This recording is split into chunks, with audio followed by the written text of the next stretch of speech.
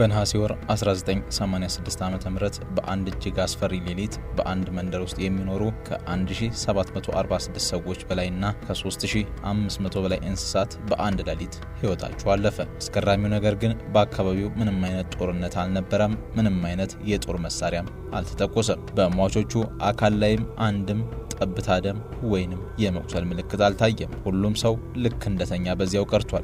አካባቢው ፍጹም የጸጥታ መቃብር ሆኗል። ለመሆኑ በአንድ ሌሊት ሙሉ ከተማን የፈጀው ያለምንም ድምጽ የመጣው የስውር ገዳይ ማን ነበር? መልሱ ማንም ሊጠረጥረው የማይችለውና በመንደሩ አቅራቢያ የሚገኝ አንድ ውብ ሐይቅ ነበር። ዛሬ በዓለም ታሪክ ውስጥ ከተመዘገቡ እጅግ አስገራሚ፣ አስፈሪና እንግዳ ከተፈጥሮ አደጋዎች መካከል አንዱን የሆነውን የካሜሮንን የኒዮስ ሐይቅ ሚስጥራዊ ታሪክን እንነግራችኋለን። ሰላም ጤና ይስጥልኝ ውድ የፊውቸር ቲዩብ ተከታታዮች፣ ለገጻችን አዲስ ከሆናችሁ ገጻችንን ሰብስክራይብ በማድረግ ቤተሰብ እንድትሆኑ እንጠይቃለን። Many deaths, yet it did 30 years ago.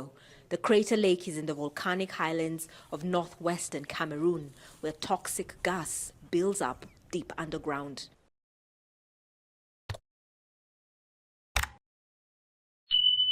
ቦታው በምዕራብ አፍሪካ በምትገኘው ካሜሩን ውስጥ ነው። እዚህ ሀገር ውስጥ ኒዮስ የተባለ እጅግ ውብና ማራኪ ሐይቅ ይገኛል። ይህ ሐይቅ የተፈጠረው ከብዙ ዓመታት በፊት በፈነዳ የእሳተ ገሞራ አናት ላይ መሆኑ ይነገራል። በዙሪያው ያለው አፈር በጣም ለም ነው። በዚህም ምክንያት በመቶዎች የሚቆጠሩ አርሶ አደሮችና ከብት አርቢዎች በሐይቁ ዙሪያ መንደሮችን መስርተው በደስታ ይኖሩ ነበር። ነገር ግን ይህ ውብ ሐይቅ ከስሩ አንድ አስፈሪ ሚስጥር ደብቆ ነበር። ከሐይቁ በታች ያለው የእሳተ ገሞራ ክፍል ለብዙ ዓመታት ከፍተኛ መጠን ያለው የካርቦን ዳይኦክሳይድ ጋዝ ወደ ውሃው ውስጥ ይረጭ ነበር። የሐይቁ ውሃ በጣም ጥልቅ በመሆኑና የላይኛው የውሃ ክፍል ግፊት ስለነበር ይህን ገዳይ ጋዝ ልክ እንደ ስፖንጅ በሐይቁ ስር አፍኖ ይዞት ቆይቷል። እንደ አውሮፓውያን አቆጣጠር ነሐሴ 21 ቀን 1986 ዓ.ም ምሽት ላይ የመንደሩ ነዋሪዎች እንደ ማንኛውም ቀን ራታቸውን በልተው በሰላም ወደ አልጋቸው አመሩ። ነገር ግን በዚያ እኩለ ሌሊት ላይ በሐይቁ ውስጥ ማንም ያላየው አንድ ነገር ተከሰተ። ሳይንቲስቶች እንደሚገምቱት በሐይቁ ስር የመሬት መንሸራተት ወይም ትንሽ የመሬት መንቀጥቀጥ ሳይከሰት አልቀረም የሚል መላምት ያቀርባሉ። ይህ ክስተት በሐይቁ ስር ተኝቶ የነበረውን ጋዝ በኃይል እንዲረበሽ እንዳደረገውና እንደበከለው ግምታቸውንም ያስቀምጣሉ።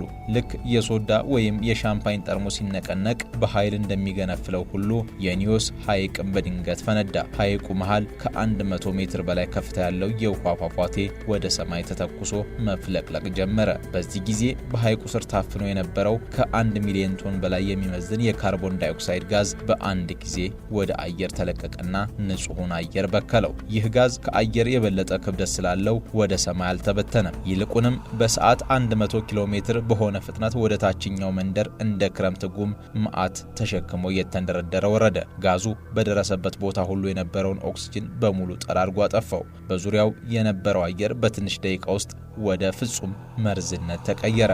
ጋዙ በሰኮንዶች ውስጥ መንደሮቹን አጥለቀለቃቸው። ሰዓቱ ሌሊት ነውና የአካባቢው ነዋሪዎች በእንቅልፍ ላይ ስለነበሩ ምን እየተፈጠረ እንዳለ እንኳን ለማወቅ አልታደሉም። መርዙ ሳያውቁት አየሩንና ሳምባቸውን ሞላው። መተንፈስ አቃታቸው። በዚያው ሌሊት በወንዙ አቅራቢያ የነበሩ 3 መንደሮች ሙሉ በሙሉ ወደ ፍጹም የሬሳ ክምችትነት ተቀየሩ። በማግስቱ ጠዋት ከአቅራቢያው ከተማ ተነስቶ በሞተር ሳይክል ወደ መንደሩ የመጣ አንድ መንገደኛ ያየውን ነገር ሙሉ በሙሉ አእምሮን የሚያውክ ነበር። በየመንገዱ ዳር፣ በየሜዳውና በየቤቱ ውስጥ የሰው የከብቶችና የላሞች አስከሬን ተከምሮ ነበር። በሰፈሩ ምንም አይነት የህይወት ድምፅ አልነበረም። የወፎች ጩኸት፣ የዝንብ እንቅስቃሴ ወይም የውሻ መጮህ እንኳን ፍጹም አይሰማም። መላው አካባቢ ፍጹም በሆነ የሞት ጸጥታ ተውጦ ነበር። በአካባቢው ፍጹም ዝምታም ሰፍኖ ነበር። በሐይቁ አቅራቢያ ይኖሩ ከነበሩ ከ1700 በላይ ሰዎች መካከል በህይወት የተረፉት በጥቂት መቶዎች የሚቆጠሩ ብቻ ነበሩ። እነሱም ጠዋት ሲነቁ ራሳቸውን ስተው ወድቀው ከጎናቸው የነበሩት ቤተሰቦቻቸው በሙሉ ሞተው ነበር ያገኟቸው። አንድ ከዚህ ሁሉ መከራና ስቃይ የተረፈ ሰው በኋላ ስለ ሁኔታው ሲያስረዳ ልጆቼን ለመቀስቀስ ስሞክር አልንቀሳቀስም አሉኝ። ወደ ጎረቤት ሲሄድ ግን ሁሉም ሞተው ነበር በማለት ያንን አስፈሪ ዕለት ያስታውሰዋል። ታዲያ ሳይንቲስቶች ይህ አደጋ በድጋሚ እንዳይከሰት ምን ይደረግ በሚለው ላይ ሰፊ ሀሳቦችን ይዘው ወደ ስፍራው መጡ። የመጡት የዓለም የጂኦሎጂ ባለሙያዎች የሐይቁን ሚስጥር ከደረሱበት በኋላ አንድ መፍትሄ አመጡ።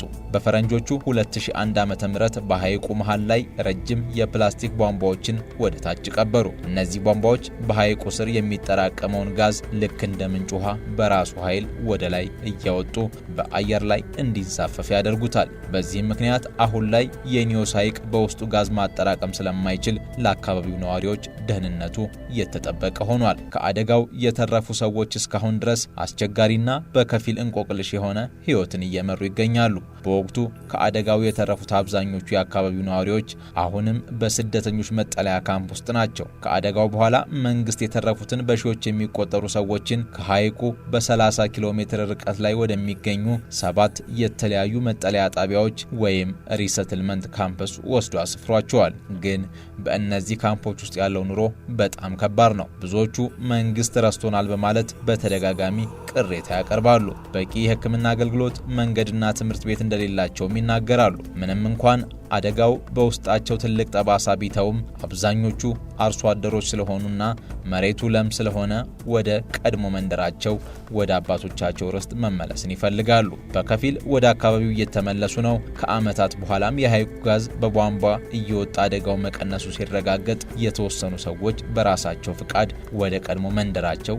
ወደ ኒዮስ መመለስ ጀምረዋል። ምንም እንኳን ሳይንቲስቶች አሁን አስተማማኝ ነው ቢሉም አንዳንድ ሰዎች ግን አሁንም ፍርሃት አላቸው። የተመለሱት የቀድሞ የአካባቢው ነዋሪዎችም ቢሆኑ ቤታቸውን የሰሩት ከሐይቁ ራቅ ባለ ከፍታ ቦታ ላይ ነው። አዲስ የጸጥታ ችግር ዘ ሲቪል ዋር ኢፌክት ከቅርብ ዓመታት ወዲህ በካሜሩን ውስጥ በተፈጠረው የውስጥ ግጭት ምክንያት የእነዚህ ተጎጂዎች ሕይወት ይበልጥ ተወሳስቧል። አንዳንዶቹ ከአደጋው ተርፈው በሰላም መኖር ሲጀምሩ፣ አሁን ደግሞ በግጭቱ ምክንያት ዳግም ለመሰደድ ተገደዋል። ምንም እንኳን ከ30 ዓመታት በላይ ቢያልፍም የአደጋው ተጎጂዎች ሙሉ በሙሉ ወደ ቀደመ ሰላማዊ ሕይወታቸው አልተመለሱም። ዛሬም ድረስ በመንግስት የተረሳነን በሚልና የዛኔ በደረሰው አደጋ ሕይወታቸውን ያጡ ቤተሰቦቻቸውን በማስታወስ አሁንም ሕይወታቸውን በሐዘን እየገፉ ይገኛሉ። ተፈጥሮ ውብ ብትሆንም አንዳንድ ጊዜ ግን ማንም ሊገምተው የማይችለውን አስፈሪ ሚስጥር በውስጧ ትደብቃለች። የዛሬ ታሪካችን ይህንን ይመስል ነበር። እናንተስ ስለዚህ የተፈጥሮ አደጋ ምን ታስባላችሁ? ሐሳባችሁን በኮሜንት መስጫው ላይ አስፍሩልን። ቪዲዮውን ከወደዳችሁት ላይክና